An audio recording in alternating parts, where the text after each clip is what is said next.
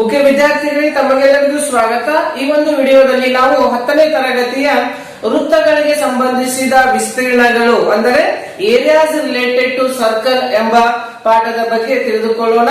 ಈ ಒಂದು ಪಾಠದಲ್ಲಿ ಮೊದಲನೆಯದಾಗಿ area of sector and area of a segment. First we will discuss about what is a sector and what is a segment. What is a sector and what is a segment. Afterwards we will discuss about formulas of area of a sector and area of a segment.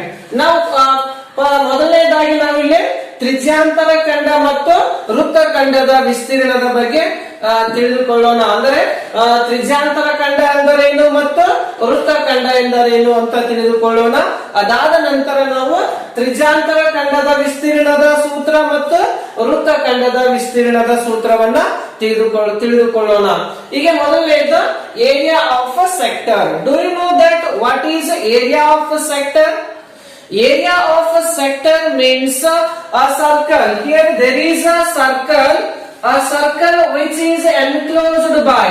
Now here in this circle O is the center of the circle. Then next OA is radius, OB is also radius. Here in this circle there are two radii and one center of the circle, and this part is called arc of the circle. Now this part is known as sector. What is a sector? Do you know that? Yes, sector means a circle which is enclosed by two radii. Here OA and OB are the two radii, and one arc is called sector. Sector means a circle which is enclosed by two radii and one arc is called sector. Then next one ತ್ರಿಜ್ಯಾಂತರ ಖಂಡ. ತ್ರಿಜ್ಯಾಂತರ ಖಂಡ English ನಲ್ಲಿ sector ಅಂತ ಹೇಳ್ತಾರೆ, ಕನ್ನಡದಲ್ಲಿ ತ್ರಿಜ್ಯಾಂತರ ಖಂಡ. ತ್ರಿಜ್ಯಾಂತರ ಖಂಡ ಅಂದರೆ ಒಂದು ವೃತ್ತ. ಈ ಒಂದು ವೃತ್ತದಲ್ಲಿ O ಅನ್ನ ವೃತ್ತ ಕೇಂದ್ರ ಎಂದು ಕರೆಯುತ್ತಾರೆ. ಈ ಒಂದು ವೃತ್ತ ಕೇಂದ್ರ O ಒಂದು ವೃತ್ತ ಕೇಂದ್ರ, OA ಒಂದು ತ್ರಿಜ್ಯ ಮತ್ತು OB ಇನ್ನೊಂದು ತ್ರಿಜ್ಯ.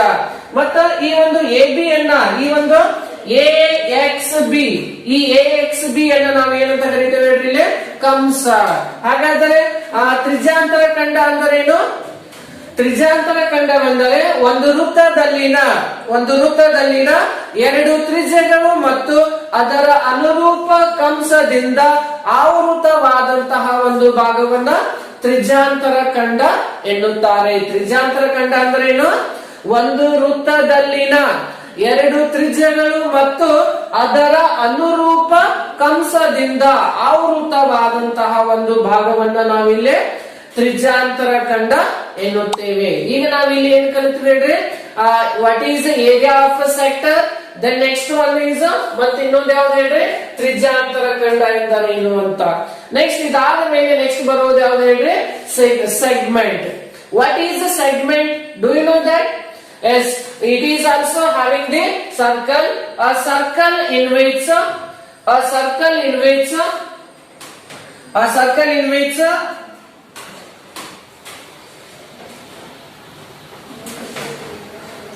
okay, what is area of a segment means a circle which is enclosed by one chord and one arc is called segment. Segment means a circle which is enclosed by one chord and one arc is called segment. ಇಲ್ಲಿ ವೃತ್ತಖಂಡ ಎಂದರೇನು ಅಂತ ಹೇಳಿದ್ರೆ ಒಂದು ವೃತ್ತದಲ್ಲಿನ ಒಂದು ಜ ಮತ್ತು ಒಂದು ಕಂಸದಿಂದ ಆವೃತವಾದಂತಹ ಭಾಗವನ್ನ ನಾವಿಲ್ಲಿ ವೃತ್ತಖಂಡ ಎಂದು ಕರೆಯುತ್ತೇವೆ. ಈ ಭಾಗವನ್ನ ಏನಂತ ಕರಿತೇವೆ? ಇದನ್ನ ನಾವಿಲ್ಲಿ ವೃತ್ತಖಂಡ ಅಥವಾ ಇಂಗ್ಲಿಷ್ ನಲ್ಲಿ ಏನಂತ ಕರಿತೇವೆ? ಇದನ್ನ ಸೆಗ್ಮೆಂಟ್ ಅಂತ. ಇಲ್ಲಿ what is segment means a circle which is enclosed by one chord and one arc is called segment.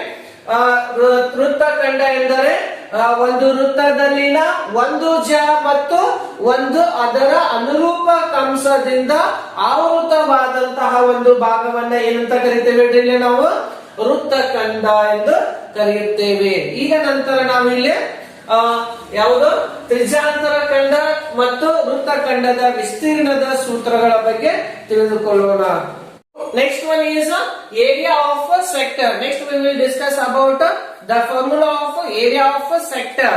The formula of area of a sector is area of a sector. Area of a sector is equal to theta by 360 degree into pi r square. ಈ ಒಂದು ಸೂತ್ರವನ್ನ ಯಾವ ಸೂತ್ರ ಅಂತ ಕರಿತೀವಿ? ಇದು ತ್ರಿಜ್ಯಾಂತರ ಖಂಡದ ವಿಸ್ತೀರ್ಣವನ್ನ ಕಂಡುಹಿಡಿಯುವಂತಹ ಸೂತ್ರ. ಯಾವ್ದು ಹೇಳಿದ? ತ್ರಿಜ್ಯಾಂತರ ಖಂಡದ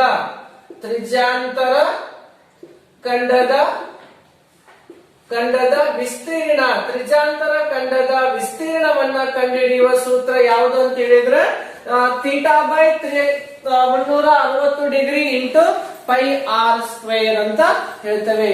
area of sector is equal to theta by 360 degree into pi r square. ಈ ಒಂದು ಸೂತ್ರದಿಂದ ನಾವು ಇಲ್ಲಿ ಏನನ್ನ ಕಂಡುಹಿಡಿಯಬಹುದು ಹೇಳ್ರಿ?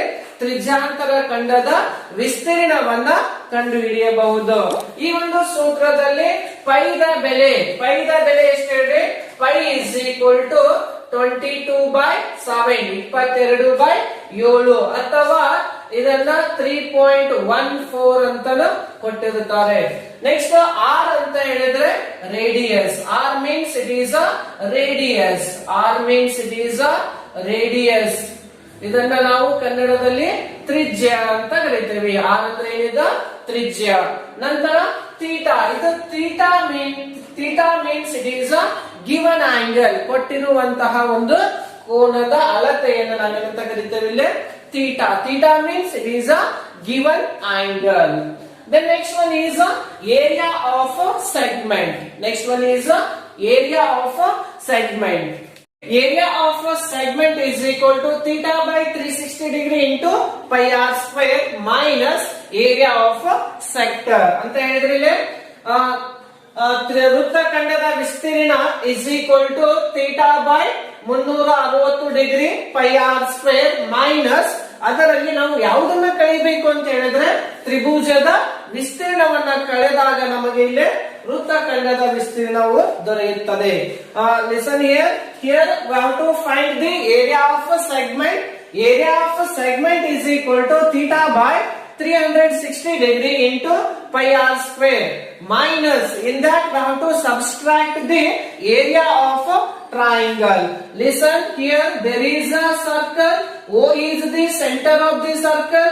Then next one, OA is radius. OB is also radius of the circle.